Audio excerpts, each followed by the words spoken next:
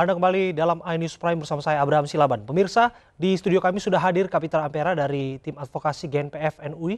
Assalamualaikum, selamat malam Pak Waalaikumsalam, selamat Kapitra. malam. Dan juga ada Mas Andi Syafrani, pakar hukum.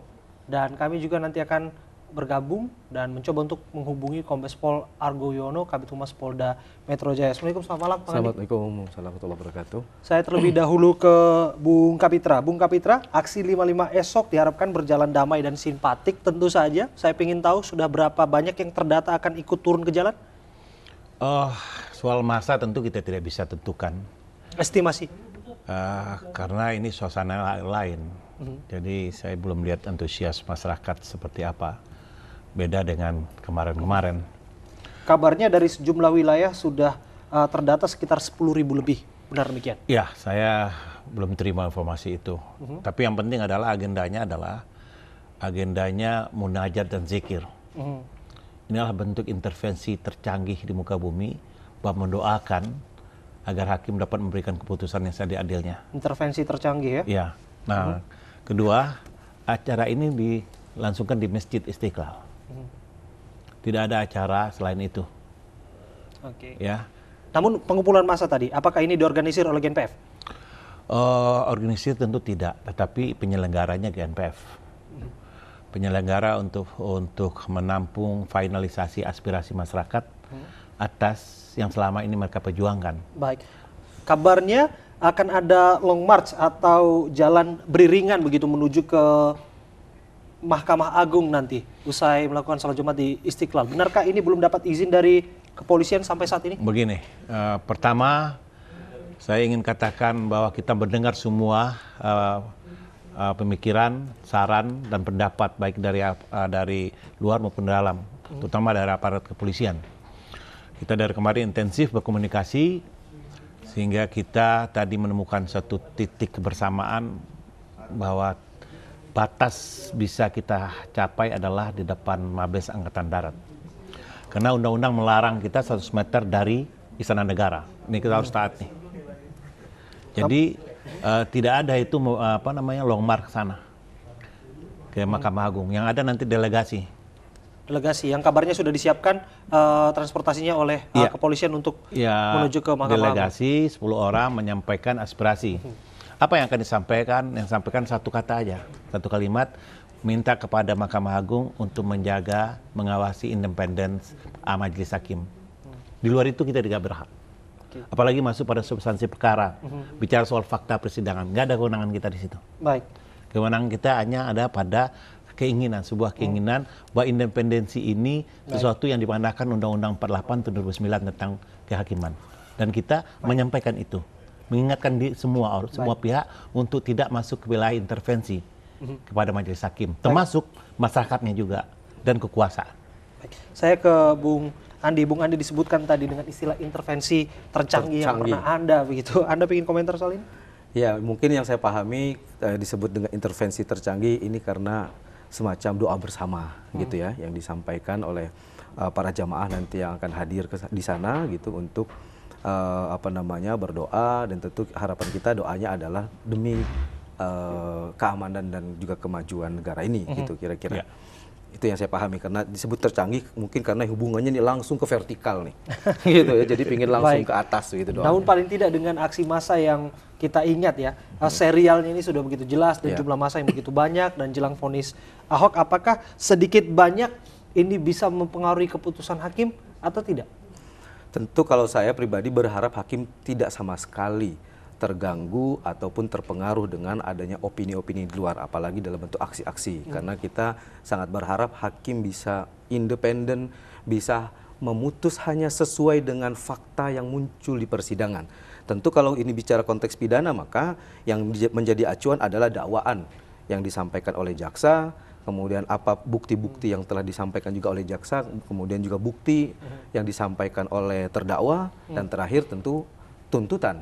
Gitu. Inilah semua acuan hakim, jadi hakim tidak boleh mengacu kepada selain yang ada di dalam ruang sidang. Meski berdasar pada kekesalan dari sejumlah pihak termasuk GNPF bahwa tuntutan yang diajukan oleh jaksa penuntut umum tidak mewakili rasa keadilan dari masyarakat. Itu ada salurannya. Memang begini, di dalam sistem hukum kita kan civil law, kita bukan menganut common law. Dalam sistem common law memang ada yang disebut dengan amicus curiae, gitu ya, yaitu sebuah mekanisme di mana masyarakat dapat berpartisipasi untuk menyampaikan opininya kepada pengadilan. Sebenarnya kemarin sudah disampaikan, kalau tidak salah kemarin itu Bang Todung gitu ya bersama rekan-rekan menyampaikan amicus curiae ke pengadilan Jakarta Utara gitu, yang isinya adalah opini dari versi mereka. Nah, tentu kita berharap masyarakat yang lain pun bisa melakukan hal yang sama, karena ini akan membangun sebuah tradisi di mana kita percaya kepada hukum. Gitu. Dengan masing-masing menyampaikan opininya, ya diharapkan hakim akan memperhatikan setidaknya. Tapi sekali lagi itu hanya satu hal yang sifatnya adalah penyaluran aspirasi masyarakat terhadap persidangan yang ada.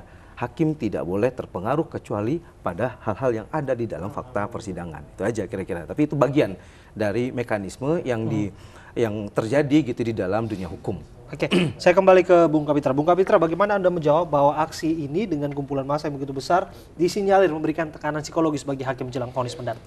Hakim ini hakim yang profesional, ketua pengadilan, orang yang terpilih dari yang dipilih. Tentu dia bisa membedakan mana aspirasi, mana intervensi. Bagaimana mungkin orang dikatakan intervensi, datang ke masjid lalu berdoa atas kebaikan bangsa ini, berdoa diturunkan keadilan, kebenaran, ya, lalu pulang. Bagaimana mungkin itu intervensi? Ini harapan masyarakat dan undang-undang melindungi harapan ini. Dan apa sih harapan itu secara clear dan jelas bisa disampaikan? Harapan itu sederhana saja, bahwa majelis hakim memutuskan perkara bebas dari tekanan bentuk apapun dari manapun. Berarti apapun keputusannya itu kembali kepada hakim dan diterima begitu? Hakim memutuskan perkara berdasarkan ketuhanan yang Maha Esa dan dia bertanggung jawab secara vertikal kepada pemilik keadilan. Baik, sebagian kalangan menjelaskan ini bahwa apa yang GNPF ini sikap GNPF. Kita tidak lihat kalangan. GNPF mengatakan apapun yang putus hakim itulah final dari proses peradilan. Baik. Karena kita tidak bisa merubah keputusan hakim dan tidak juga bisa menjadi hakim dalam proses peradilan. Ini harus jelas, sikap begini harus jelas. Sehingga jangan sampai masyarakat merasa juga menjadi hakim sendiri. Dan proses peradilan sudah berlangsung. Mulai dakwaan terus sampai kepada tuntutan dan pembelaan. Nah, tinggal hakim melihat semua ini, fenomena di persidangan ini yang dapat melahirkan keyakinan hakim untuk memilih suatu putusan. Oke, kita masuk dalam materi persidangan. Tuntutan yang diajukan oleh jaksa penuntut itu sudah jelas sebetulnya menggunakan pasal 156 pidana penjara 1 tahun dan kemudian percobaan 2 tahun. Apakah itu sudah mewakili rasa keadilan bagi peserta aksi esok? Begini, kalau kita bicara tuntutan ini sebenarnya sudah lewat, tapi nggak apa-apa sebagai referensi aja.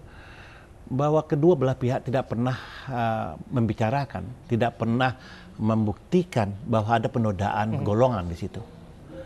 Di baik pihak kejaksaan yang mewakili korban dengan saksi-saksinya dan bukti-buktinya, baik dari pihak terdakwa dan penasihat hukumnya, tidak satupun bicara ada dugaan penodaan golongan. Tiba-tiba hakim memutus ada penodaan golongan. Tentu ada ketidakpuasan, dan ketidakpuasan itu milik manusia. Yang tidak boleh manusia muncul ke dalam persidangan lalu melakukan tuntutan sendiri. Baik. Dan itu human right, basic human right, ada dasar manusia, dasar masyarakat sebagai manusia. Baik. Puas dan tidak puas atas tuntutan. Nah, saluran ini harus dijaga. Baik, saluran itu harus dijaga. Kita lihat esok, mohon maaf saya potong Pak Kapitra karena di ujung telepon kita sudah bergabung bersama dengan Pak Argo Yuwono, Kombes Pol Argo Yuwono yang merupakan Kabid Humas Polda Metro Jaya. Assalamualaikum, selamat malam Pak Argo. Waalaikumsalam, selamat malam. Pak Argo, ya, bagaimana skenario pengamanan aksi esok? Ya, tentunya kita kan sudah mendapatkan surat pemberitahuan. Jadi dengan ada surat pemberitahuan itu yang dimana kegiatan dilaksanakan jam 13 dan titik kumpulnya di Masjid Istiqlal setelah sholat Jumat. Kemudian melakukan long march ke gedung Mahkamah Agung. Ya, tentunya kita berharap untuk kegiatan ini kalau bisa itu adalah perwakilan saja. Perwakilan nanti dipilih siapa, kemudian kita fasilitasi ke gedung MA. Nanti kita juga akan menghubungi di Mahkamah Agung itu siapa yang akan menerima. Dan Baik. kemudian itu juga berharap seperti itu. Gitu loh. Kabarnya pengamanan yang diterjunkan sekitar 15.000 aparat, apakah ada titik-titik publik begitu yang penting untuk diantisipasi oleh masyarakat esok, Pak? Ya tentunya kita kan gabungan ini kan ada dari pemerintah daerah juga ada Satpol PP kita libatkan. Kita juga ada TNI, sudah ada kepolisian juga. Ya tentunya berharap bahwa kegiatan ini nanti bisa berjalan dengan aman dan lancar, tidak ada gangguan apapun. Demikian. Baik, bagaimana dengan potensi-potensi ancaman, Pak? Karena kita mengingat aksi demi aksi pernah terjadi begitu, ada saja yang ditangkap begitu dengan tudingan makar begitu, karena ada ancaman di sana yang disinyalir oleh aparat kepolisian. Apakah esok akan berjalan aman begitu, Pak? Atau ada barangkali antisipasi yang dilakukan oleh aparat? Kita selalu berkomunikasi dengan kegiatan ini dengan berbagai pihak, terutama dengan Mas Kapitra itu. Jadi kita berharap bahwa kegiatan ini penyampaian aspirasi bisa diterima oleh penerima pesannya, dan kemudian masyarakat pun juga bisa melaksanakan aktivitas dengan baik dan lancar. Kami yakin dan percayalah kegiatan ini insya Allah tidak ada apa-apa dengan Mas. Baik, soal arus lalu lintas, Pak, seperti apa rekayasa yang disiapkan? Nanti kita tergantung dari situasional di lapangan, dan yang nanti memang kita melakukan rekayasa lalu lintas, baik itu pengalihan arus, ataupun nanti buka tutup, atau kontraflow, nanti kita lihat di lapangannya. Terpenting bahwa semua kegiatan nanti kita kerjasama, yang terpenting tidak ada kegiatan-kegiatan lain yang akan merugikan diri kita sendiri. Demikian, Mas. Baik, ada saran soal aksi ini, Pak? Karena kita paham setiap aksi long march ataupun jalan beriringan tersebut paling tidak akan berdampak terhadap aktivitas publik. Ya tentunya yang pertama adalah ikuti, nanti kan ada anggota semua yang akan mengawal di situ, yang akan mengamankan. Jadi teman-teman diharapkan untuk melihat anggota di lapangan, dan misalnya nanti anggota yang mengarahkan ikuti saja di situ sehingga tidak terjadi apa-apa, dan jangan membawa barang-barang yang dilarang oleh aturan. Yang terpenting bahwa kegiatan ini bisa terlaksana dengan baik. Baik, soal long march ini sudah dipastikan akan ada, Pak? Kita belum mendapatkan info dan kita tetap berkomunikasi, nanti kita komunikasikan. Kita berharap seperti apa yang saya sampaikan di depan tadi. Baik, terima kasih Pak Argo Yono, Kabid Humas Polda Metro Jaya sudah berbincang bersama kami dalam iNews Prime melalui sambungan telepon. Saya kembali ke Bung Andi. Bung Andi, yang kita pahami berdasarkan Undang-Undang 1945, Undang-Undang Nomor 9 Tahun 1998 tentang kemerdekaan memberikan pendapat. Ya. Unjuk rasa adalah hak dan kebebasan masyarakat yang merupakan bagian dari constitutional right mereka, begitu. Bagaimana ini seharusnya tetap dilakukan dengan menepis tudingan bahwa ini adalah intervensi? Kalau untuk masalah aksi, saya kira tadi kita jelas itu bagian dari human right kita, dilindungi oleh konstitusi dan juga ada undang-undang yang telah mengatur, begitu ya. Jadi kalau bicara soal aksinya, itu saya kira adalah sesuatu yang legal, jadi sah, gitu, karena sudah jelas payung hukumnya. Nah, yang jadi persoalan kan tadi misalnya bagaimana kalau ada ekses dalam aksi yang melibatkan jumlah yang banyak. Nah, disinilah ada antisipasi, misalnya koordinasi dengan pihak keamanan.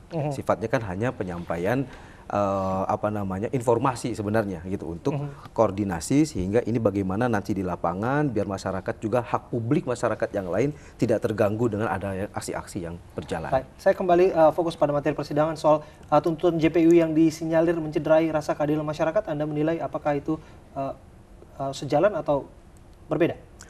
Kalau posisi tuntutan tentu kita bicara kewenangan itu adalah kewenangan mutlak dari jaksa, begitu ya.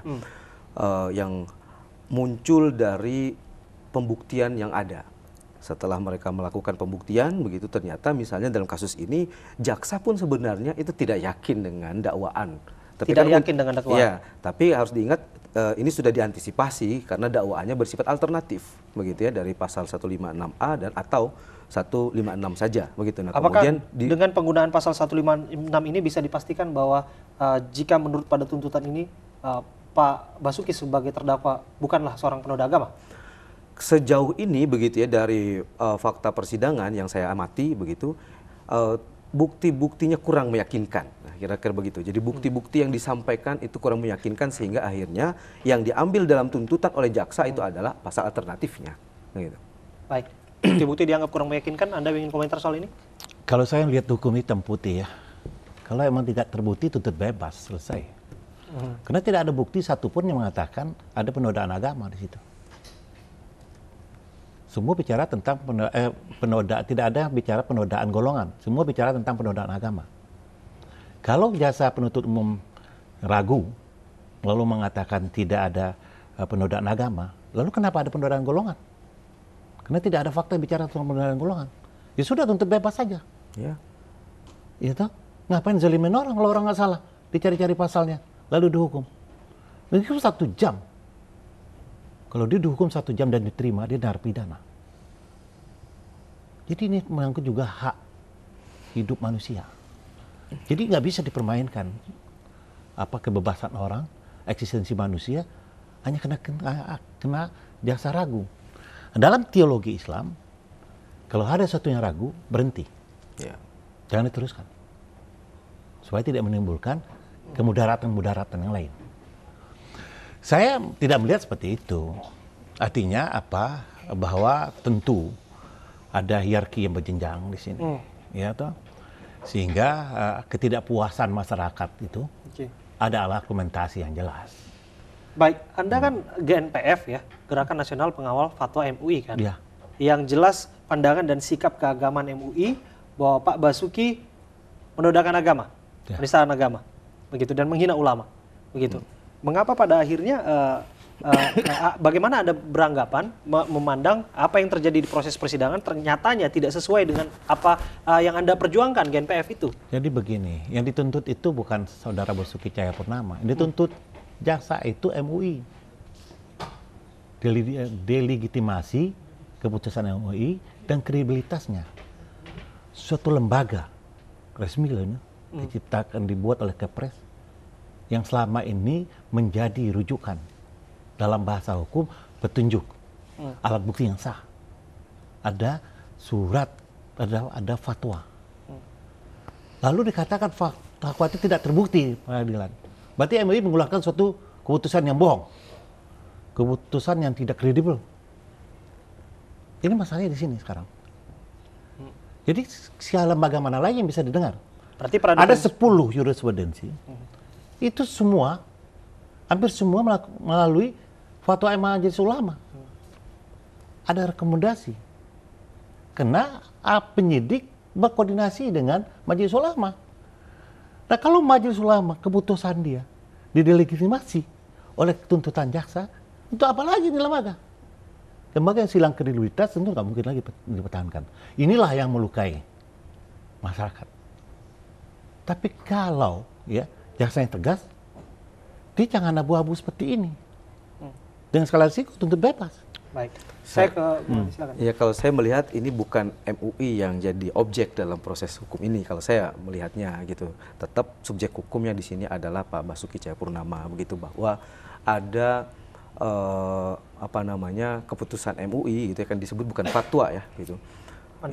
Pandangan sikap begitu ya. Dan itu lebih tinggi dari fatwa. Ya, meskipun kita tahu bahwa di dalam fakta persidangan tidak disebutkan gitu dari Ketua MUI sendiri tentang dasarnya, tentang dasar posisi sikap ini di atas fatwa atau di bawah fatwa, hanya disebutkan bahwa ini adalah di atas fatwa karena produk hukum yang ada selama ini kan adalah fatwa. Tapi kembali lagi ke sini, saya melihat ini bukan masalah MUI yang menjadi objek begitu ya. Tentu di dalam persidangan ini adalah salah satu alat bukti yang disampaikan begitu, dan itu melalui keterangan dari tokoh-tokoh yang ada di MUI maupun ahli-ahli yang dikirim oleh MUI itu di persidangan untuk menjelaskan kira-kira pandangan mereka seperti apa. Jadi ini tidaklah bicara soal institusi MUI-nya menurut saya gitu. Ya bisa saja berbeda, tapi saya melihat kenapa GNPF ini muncul karena ada fatwa ini. Kenapa ada penistaan agama ini? Karena ada fatwa ini yang mendorong supaya ada proses hukum atas penodaan agama ini. Ini jelas. Kalau ini dinyatakan tidak ada penistaan agama, artinya kewibawaan ini, kredibilitas sikap keagamaan ini dipertaruhkan. No value, nggak ada nilai. Lalu lembaga mana yang bisa kita jadikan acuan sekarang? Lihat aja kasus Arswendo, sederhana aja. Menurunkan grid Muhammad SAW di bawah Pak Harto. Terjadi proses hukum. Lah ini tidak pernah bicara soal golongan. Dibohongi pakai Al-Maidah. Tidak dikatakan orang anu, kelompok anu memakai Al-Maidah untuk membohongi, nggak ada. Ya itu masalahnya. Baik. Itu perseptif kita lah ya. Baik, kita akan lanjutkan nanti berdialog, namun ada salah satu pemirsa yang ingin ikut berdialog bersama kita, menyampaikan aspirasinya. Ada Pak Niko dari Atambua, NTT. Selamat malam, Pak Niko, apa yang ingin Anda sampaikan? Selamat malam. Silakan Pak Niko. Ya, jadi saya penggemar setia Inews, saya melihat dari awal sampai akhir kasus ini ya. Dan saya melihat bahwa kasus ini sebenarnya stressingnya atau fokusnya itu di penodaan agama mengenai Al-Maidah 51. Jadi sebenarnya seharusnya jaksa itu tidak memainkan kasus ini ke hal-hal yang dalam arti dialihkan ke kelompok atau ke segolongan. Itu pertama. Yang kedua, saya melihat tadi disampaikan oleh pakar hukum ya, Pak Andi, mengatakan silakan bahwa dipersingkat, Pak. Ya, hakim hanya melihat fakta dan sebagainya. Tapi jangan lupa di Undang-Undang 48 2009 pasal 5 itu ditekankan bahwa hakim dan hakim konstitusi wajib menggali, mengikuti dan memahami nilai-nilai hukum dan rasa keadilan yang hidup dalam masyarakat. Terima kasih Pak Niko. Kami sudah tangkap maksud Anda. Silakan langsung dikomentari. Iya, Pak betul bahwa hakim di dalam undang-undang itu di pasal 5 ayat 1 tepatnya wajib untuk menggali nilai-nilai yang hidup berkembang di masyarakat tentang nilai-nilai keadilan begitu ya. Tapi sekali lagi yang dimaksud ini pertama begini. Ini kaitannya adalah satu, jika tidak ditemukan ada hukum positif yang mengatur tentang sebuah peristiwa misalnya, maka hakim tetap harus memproses perkara dengan mencari hukum-hukum yang berkembang gitu. Nah, yang kedua terkait dengan nilai-nilai keadilan itu tentu hakim juga tadi memperhatikan gitu secara luas spektrum yang ada begitu. Apa yang terjadi hanya saja sekali lagi itu hanya sebagai bahan biasa yang tidak boleh mempengaruhi apapun tentang pandangan dan keyakinan hakim yang diperoleh dari bukti-bukti yang ada di persidangan. Baik. Itu kira-kira tetap normanya seperti itu gitu kira-kira. Keyakinan berdasarkan 2 alat bukti, Iya. konsepsi hukum gitu. Kami akan kembali bisa dan kami juga nanti akan menunggu partisipasi Anda dalam dialog iNews Prime pada hari ini melalui saluran telepon di 021 392 7456. Kami kembali saat lagi.